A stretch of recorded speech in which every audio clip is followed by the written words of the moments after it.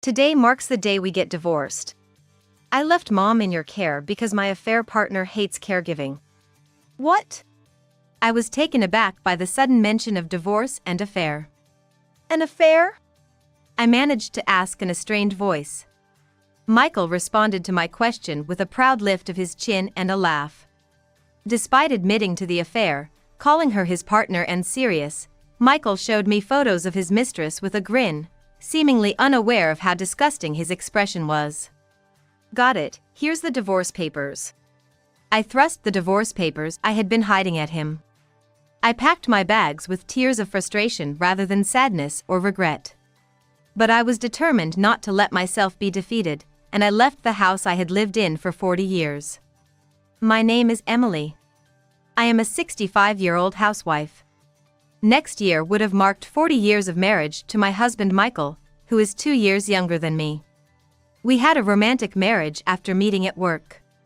I was Michael's direct supervisor and taught him the ropes. As we strived together, it seems Michael developed feelings for me. And then we dated and got married. Simultaneously, I quit my job. Having married Michael, I moved in with his family, living with his parents, grandparents, and his sister Angela. Living with others is not easy. They were kind, but it was often exhausting just to exist. During those times, my mother-in-law was always there for me. "Go home and relax once in a while," she would say, giving me money for travel and some free time. There were hard times, but my mother-in-law always treated me well. 40 years passed. Angela moved far away, and my daughter Jennifer and son Jason were born. I went through many events, including saying goodbye to grandparents, my father-in-law, and my own parents. I thought life would get more tranquil as I aged, but it seems that's not so simple. This probably goes back about 10 years. Once, Michael was going to be away on a business trip for about a week, and I was tasked with the preparations.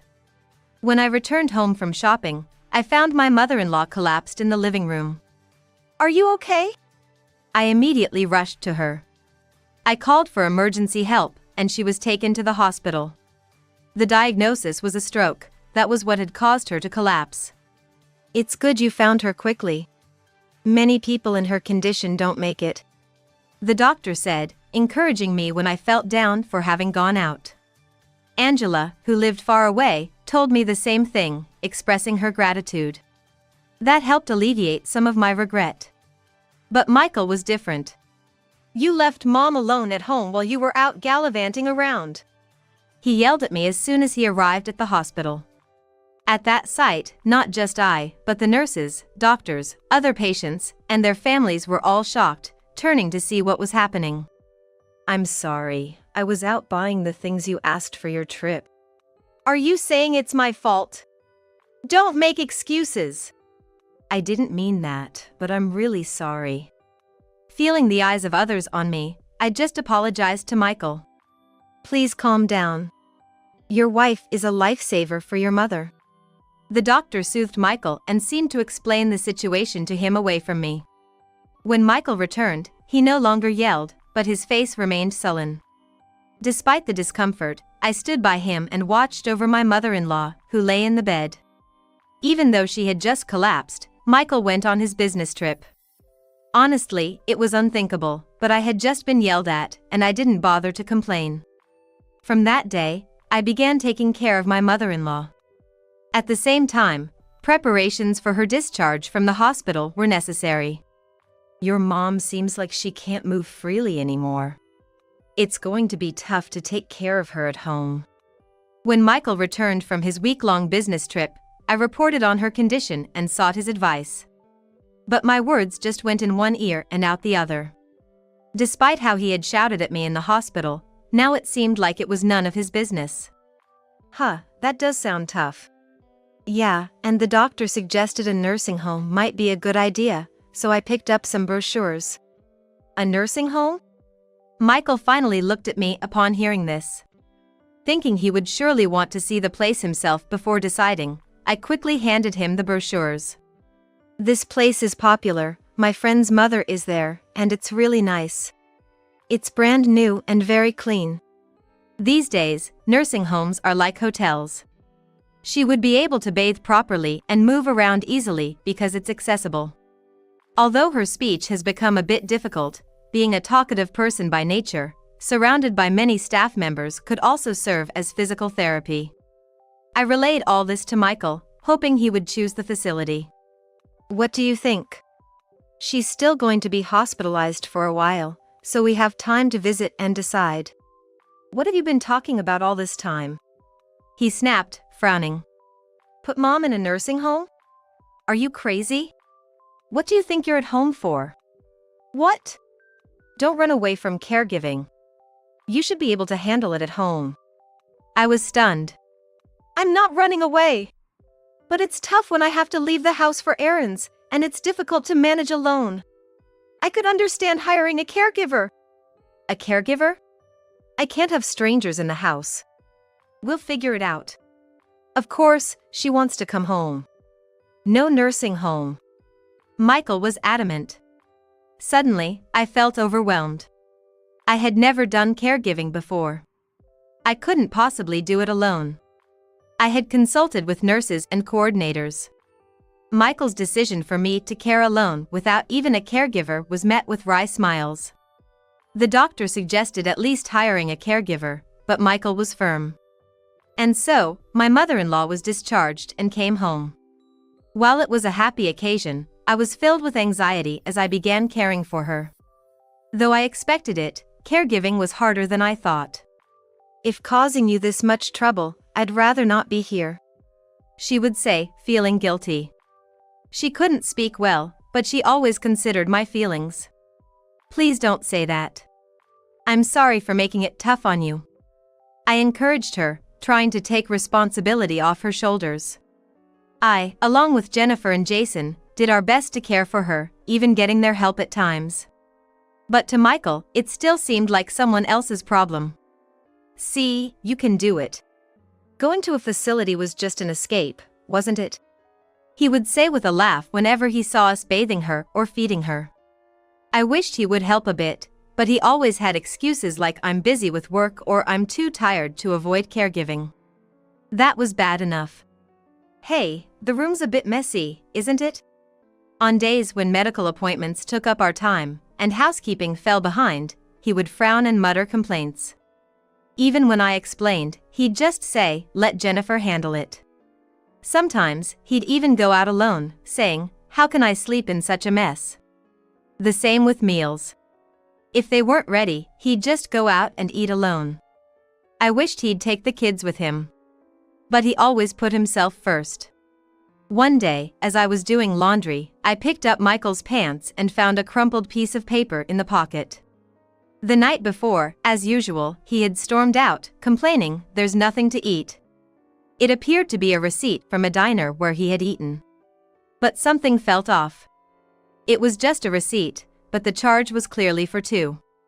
At that place, Michael always ordered a specific menu. Yet, the receipt listed that along with a veggie option. Furthermore, there's another branch of the restaurant just 10 minutes from our house, so there's no need to go all the way to the next town. No way!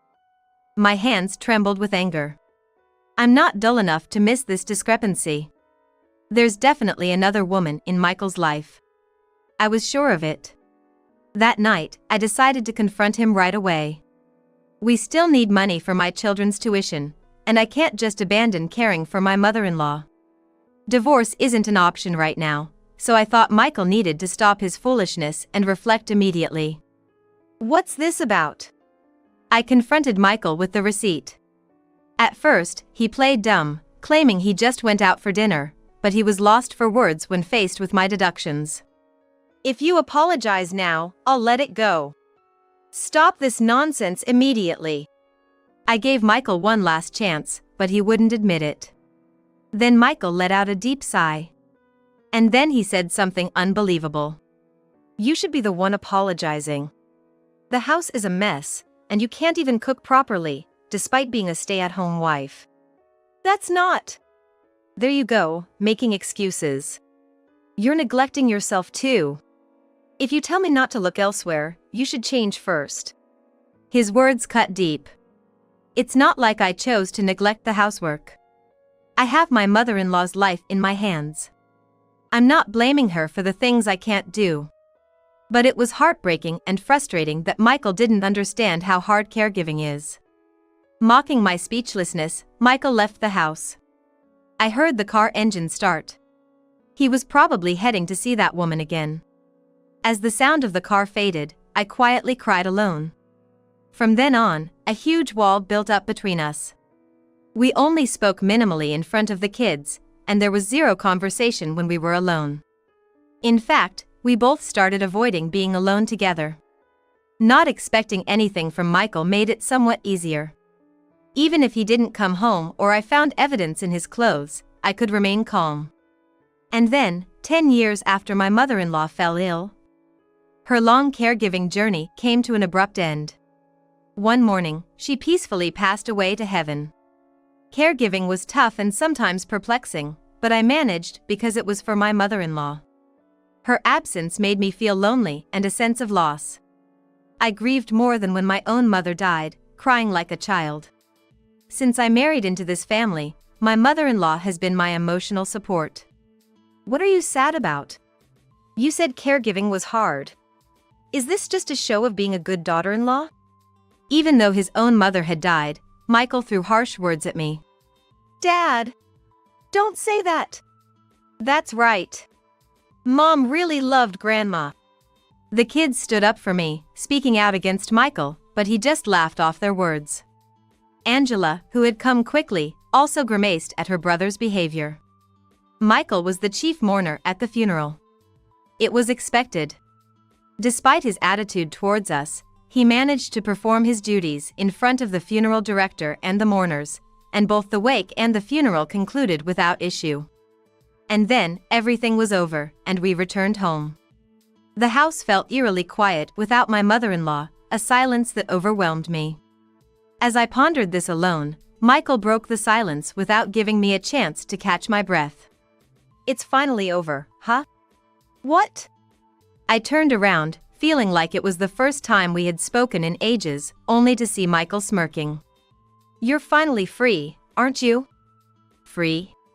It was hard, but I'm glad I got to spend that time with her. We had a lot of good talks. You don't need to keep playing the good wife here. It's all over now anyway. I felt a snag at his words, waiting for what he would say next. And then, shockingly, Michael said, So, today's the day we get divorced. I left Mom in your care because my affair partner hates caregiving. What? I was stunned by the sudden mention of divorce and affair. An affair? I barely managed to get the words out. Michael responded with a proud lift of his chin and laughed. Yeah, I haven't introduced you to. It's serious, her name's Olivia. Her? I was dumbfounded. It must have been the woman I had confronted him about before. So, they hadn't broken it off. Michael, grinning as he showed me photos of his mistress, seemed completely oblivious to how repulsive his expression was. Got it, here's the divorce papers. I thrust the divorce papers I had been hiding at him. Michael looked momentarily surprised, then smirked again. Thanks for being so understanding. He took the divorce papers, picked up a nearby pen, and started filling them out smoothly. All right, I'll file these. Now get out as soon as you can. Ignoring Michael's words, I locked myself in my room. I packed my bags with tears of anger rather than sadness or regret. But I was determined not to just cry about it. With resolve, I left the house I had lived in for 40 years. From that day, I moved into my daughter Jennifer's house in the neighboring town. Jennifer had invited me to stay after hearing I was kicked out. I hesitated, but she insisted, Mom, there's room for you here, so I decided to accept her offer for a while. 3 days in, still not accustomed to this new life. My phone rang. It was Michael. The divorce had proceeded, he informed me. So, no rush on his part. I ignored the call and focused on unpacking, but the phone kept ringing, cutting off and then ringing again. Annoying. I muttered, feeling slightly irritated. Reluctantly, I answered, and Michael was shouting on the other end. Hey! What's going on here? I instinctively pulled the phone away from my ear. Once his voice calmed down, I started the conversation. What do you want all of a sudden? Mom's bank account is empty. What's going on? I was paying for the caregiving stuff, wasn't I? Where did you take her money? I could hear someone in the background at the bank saying, "Please calm down." It seemed he was at the bank. Maybe she took it to heaven with her? I couldn't help but laugh at the panic in Michael's voice over the phone. What? Are you kidding me? You must have embezzled it. Michael got even more furious and raised his voice. No way. I just did what your mother told me to do. At that, Michael seemed to regain his sanity for a moment and stopped yelling. What did my mother tell you? Yes, she gave me a little allowance each month for caregiving. It wasn't much, but imagine how much that adds up to over 10 years. Michael fell silent at that. You thought you'd get a big inheritance and a new wife after she passed. How disappointing for you. I said with a laugh. The mother-in-law always felt guilty about making me and Jennifer and Jason help with her care. And being in the same house, she surely knew about Michael's abusive language and terrible treatment toward me. My poor son, I'm so sorry, Emily. You're such a wonderful daughter-in-law, she would say, sobbing bitterly. It was she who was hurt most by Michael's behavior. That's why I couldn't forgive or accept Michael. I can't do much, but... With that, she began giving money to me and the children. I can't accept this. Even when I refused, she would insist, don't say that, just take it, please. Perhaps she felt indebted for making me provide her care. To ease her mind, I decided to accept it as an allowance. While I did receive caregiving money from Michael's salary, it was never enough. I used that money for caregiving and her medical expenses. But it was impossible to spend it all, so it accumulated in mine and the children's accounts. Hearing this, Michael exploded again. How dare you do that without my permission? It's her money. She can do whatever she wants with it. I'm the heir. Michael argued as if asserting his rights. But now that there's nothing left to inherit, it means nothing. She was physically disabled but clear-minded. It was her decision how to spend her money. You have no right to interfere. I told him repeatedly, but Michael was not convinced and even suggested we involve lawyers. It was troublesome, but I reluctantly agreed. I had planned to do this all along. A few days later, I got a call from the lawyer. Michael claims you stole his mother's money, is that correct? I was blindsided by the sudden allegation. Let's meet and discuss this. I arranged a meeting with the lawyer. On the appointed day, I brought my mother-in-law's bank statement, my own, and even borrowed Jason's and Jennifer's, along with the household accounts. I walked into the law office's reception room. And there I was shocked again. You came. There was Michael, lounging arrogantly. Next to him was a middle-aged woman. Probably his mistress. I sat down in the chair the lawyer pointed out. Stealing from your mother-in-law, that's quite serious. You should be grateful she didn't file a police report. The lawyer, still deceived by Michael, sighed and said to me, I did not steal anything. You are being deceived by these people. I laid all the bank statements I had brought in front of the lawyer. At my words, even the lawyer looked surprised. I showed the bank statements and the household accounts in front of the three of them and started to explain. The money I received, the items purchased, and their costs. While it's true that the balance has been deposited into my account, it was a trivial amount. After all, she didn't really care for her mother. To just take the money like that, isn't that awful? I pleaded desperately, but Michael and Olivia just chuckled. Hey, stop lying. That's right, I was always discussing with Michael how his wife wouldn't take care of him. So? I was speechless. The lawyer completely believed Michael's side. The way the lawyer looked at me was cold. But I didn't give up. Fine. Then let's ask Angela. I mentioned her name as a last resort. The best would be to ask your mother in heaven, but since we can't. Angela? The lawyer was puzzled. She's his sister. Michael explained to the lawyer. Angela is Michael's real sister and one of the heirs, which could be disadvantageous for me. But I was suggesting we hear her out, even if it might corner me further. The lawyer must have found it strange. Maybe Angela is busy now? Well, if you insist, we could ask her. Be quiet. I'd rather do what I can than just comply with you. If even Angela treats me as the villain, then maybe I am at fault. I called Angela. It was a gamble, but I had a chance. Hi Emily, what's up? Angela answered the phone right away. The lawyer explained the situation to her. After listening silently over the speaker, Angela sighed deeply. Before she could speak, Michael began gloating.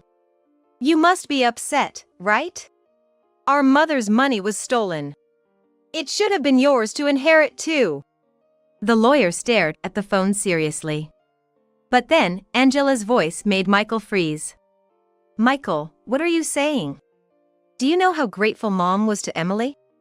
It's shameful to argue about how she chose to spend her money in her final days. Angela echoed what I had once told Michael. Michael was flustered, not expecting such a response. But even so. And I have my life insurance money, that's enough for me. Michael was stunned. Life insurance?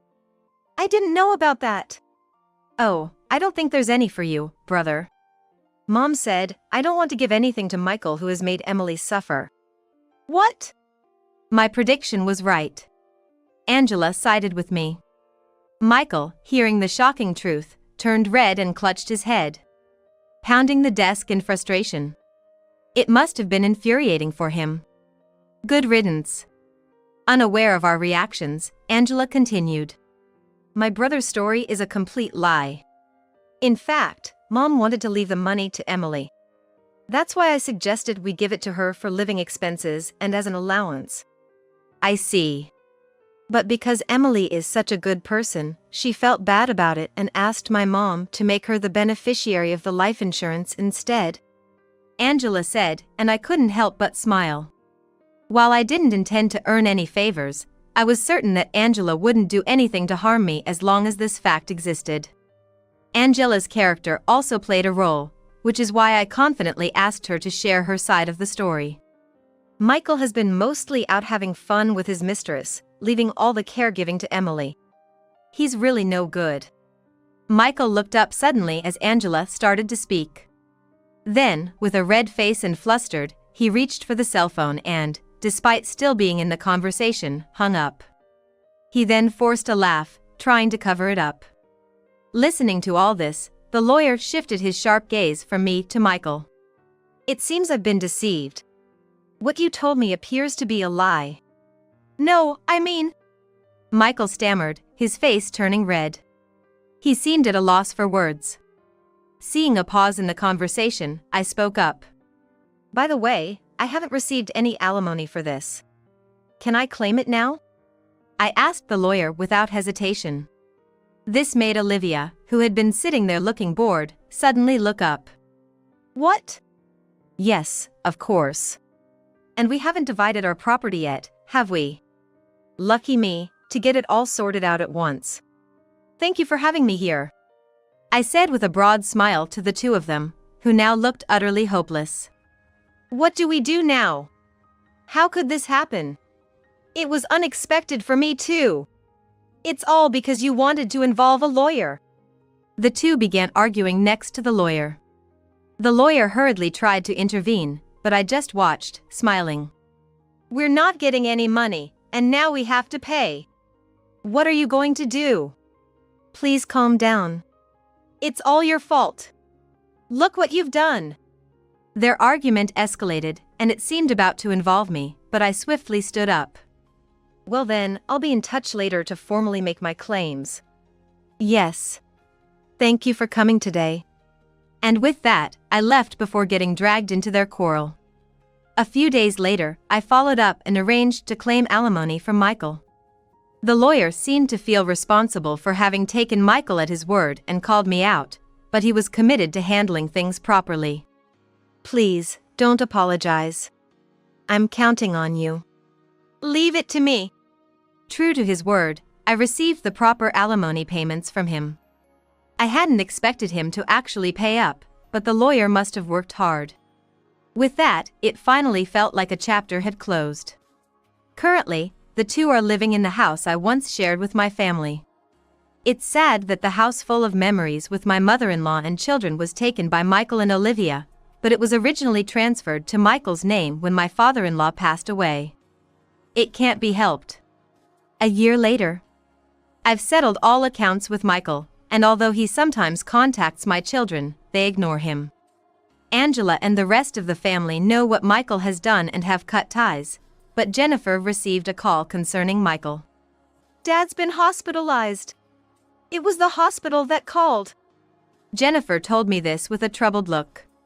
It's strange that they contacted her when Olivia, his new wife, is there. Not knowing what happened, but it could be serious. They asked her to come, so I contacted Jason, and we both went to the hospital. Upon arrival, we were immediately shown in. Outside the hospital room, a woman was sitting. It was Olivia. As she noticed us arriving, Olivia quickly looked up and approached me, saying, "I'm giving that man back to you." What? That's why I don't want to do the caregiving. If I had known that he would need it just 1 year into our marriage, I never would have married him. Olivia was furiously upset. We, who had just arrived, exchanged glances, unsure what had happened. A doctor who heard the commotion came over and explained Michael's condition to Jennifer and Jason. It seems his long-term poor lifestyle had finally caught up to him, resulting in diabetes. He had been warned at every annual health checkup but ignored all the advice. He couldn't bear the pain in his legs anymore and came to the hospital, only to find out that they had to be amputated. It appears that even after marrying, he continued dining out and drinking with Olivia instead of eating at home.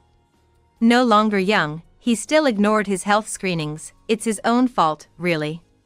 Apparently, he'll be bedridden and needs caregiving, but his current wife doesn't want to do it. Jennifer relayed what the doctor had told them.